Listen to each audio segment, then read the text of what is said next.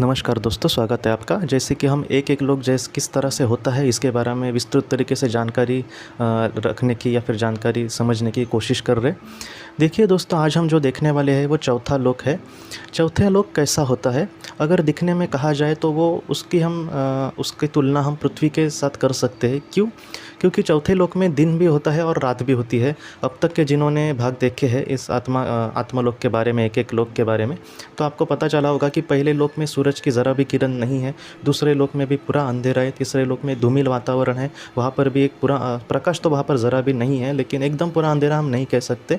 और चौथा जो लोक है दोस्तों, अब तक जो जितने हमने लोक देखे उसमें ज़रा भी प्रकाश नहीं था, लेकिन चौथा जो लोक है वो प्रकाश भी है और वहाँ पर अंधेरा भी है। ये पहली चीज़, मतलब वो किस तरह से वातावरण है वहाँ पर, तो वहाँ पर पृथ्वी जैसा ही है, पृथ्वी जैसे ही वहाँ पर वातावरण होता है, पृथ्वी जैसी वहाँ पर चीज़ें हो सकती है, समंदर वगैरह, ये सारी चीज़ें जो होती है वो ऊर्जा की होती है। और चौथा जो लोक है दोस्तों, वहाँ पर एक समूह के साथ आत्माएं रहती है, उनका जो जिस तरह से स्तर होगा वहाँ पर वो वैसे ही रहती है। चौथा लोक ये आत्मा के लिए सबसे ज़्यादा महत्वपूर्ण इसलिए होता है दोस्तों, क्योंकि हर एक आत्मा की जो शुरुआत है वो चौथे लोक में होती है।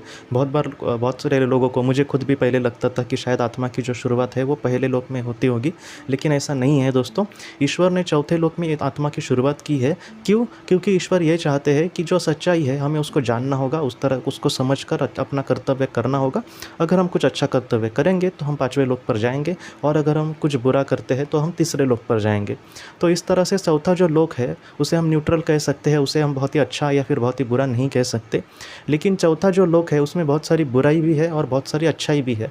अच्छाई ये है यहाँ पर दोस्तों कि एक दूसरे के साथ मिलकर आत्माएं आगे बढ़ने का प्रयास करती है, बड़े जो आत्माएं होती है उनके साथ मार्गदर्शन लेती है। उनको चौथे लोक की जो आत्माएं ज़्यादातर नहीं ही देखी गई है, मतलब जिनका अभी अभी शुरुआत हुई है, या फिर ऐसी जो आत्माएं होती है जो उनको ज़्यादा अनुभव नहीं देखा गया है। मैं क्यों बोल रहा हूँ दोस्तों? क्योंकि एक आत्मा की समझो शुरुआत चौथे लोक में हुई है, तो ऐसे वक्त में वो कुछ बुरा अगर वो करती है वो तीसरे लोक में जाएगी, वहाँ से वो कुछ बहुत सारी चीज़ें सीखकर चौथे लोक में फिर से आएगी। तो इस तरह से उसका जो विकास है वो इस तरह से चलता जाता है। लेकिन ज़्यादातर ये भी देखा गया है कि एक बहुत ही अच्छा इंसान, एक साधारण इंसान भी अगर चौथे लोक में है और वो पृथ्वी पर बहुत ही अच्छे से अपना काम करके गया है वहाँ पर, तो वो कुछ दिनों में वो पांचवें लोक में जा सकता है, कुछ उसके सालों के बाद या फिर वो कुछ जन्मों के बाद। तो इस तरह से जो चौथा लोक है वो बहुत ही अच्छा भी है। चौथे लोक में नेगेटिविटी ये है दोस्तों कि चौथे लोक की जो आत्माएं होती है वो इंसान की जैसी होती है। मतलब क्या कि उनके कभी कभी दिल में एक होता है और वो बोलते हैं कुछ अच्छा है, मतलब जो कुछ मैंने अभी कहा कि वो समुदाय में आत्माएं रहती है उनके स्तर के अनुसार।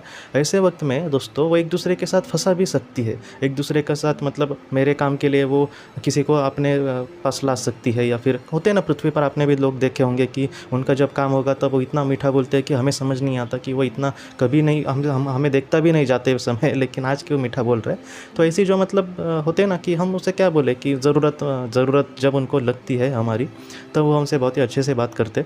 तो इस तरह की जो आत्माएं होती है ना वो चौथे लोक में भी देखी गई है। देखो दोस्तों, इनको एक तो विकास का स्तर इतना इनका बड़ा नहीं है, इनकी अभी शुरुआत हुई है, तो ये सब सारी चीज़ें हैं, उसमें हम उनको सारा दोष दें ऐसा भी मुझे नहीं लगता। वो जब सीख जाएंगे सारी चीज़ें तो हमसे भी बहुत अच्छा बन सकते हैं दोस्तों, हमें ऐसा सोचना चाहिए। लेकिन मैं इतना ही कहूँगा दोस्तों कि हम कहीं भी हो, मैं यही कहूँगा कि समझो कोई पहले भी स्तर की आत्मा हो, समझो मैं पहले लोक का आत्मा हूँ, तो ऐसे वक्त में भी हमें टेंशन ज़रा भी नहीं लेनी है दोस्तों। जितना हो सके हमें कर्म करते जाना है। कर्म एक ऐसी चीज़ है ना दोस्तों कि हमें ऐसे भी आत्माएं हुई है, आपको यकीन भी नहीं होगा कि बहुत ही निचले स्तर पर जो थी और उन्होंने कुछ अच्छा किया कि कुछ जन्मों में ही दोस्तों वो पांचवें छठे लोक पर, मतलब एक स्वर्ग के दरवाजे तक वो चले गए अपने कर्मों से। तो इस वजह से हमें कितना भी चिंता नहीं करनी है दोस्तों, चाहे हम किसी भी लोक में हो, हमें बस अपने कर्म पर ध्यान देना है, हमें अपने विचारों पर ध्यान देना है। बहुत समय ऐसे भी लोग देखता हूँ कि अपने हिसाब से वो बहुत ही मीठा बोलते हैं, अपने हिसाब से मीठे मीठे कर्म करते हैं, मतलब किसी का बुरा नहीं करते।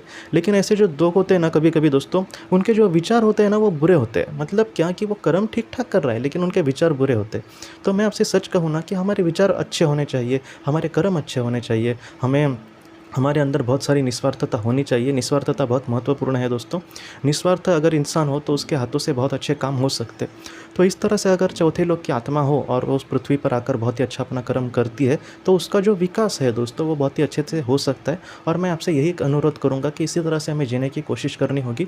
अगर अब किसी को अपने आत्मा का विकास करना है तो आपको ज़्यादा कुछ भी करने की ज़रूरत नहीं है। काम, क्रोध और लोभ को छोड़ना है दोस्तों। स्थितप्रज्ञ जितना हो सके उतना रहने की कोशिश करनी है और कर्तव्य को अच्छे से निभाना है दोस्तों, और जितना हो सके निस्वार्थता रीति से कर्म करना है।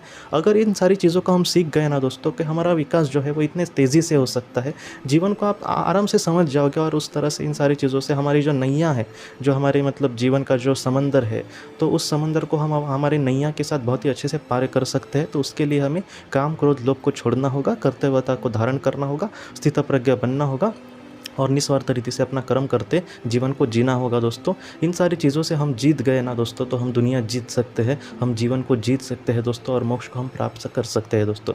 चौथे लोक के बारे में आज हमने दोस्तों जानकारी ली। आज की इस वीडियो को लेकर अगर आपके कोई भी सवाल हो तो आप ज़रूर पूछें, जितना हो सके मैं आपको जवाब देने की कोशिश करूँगा।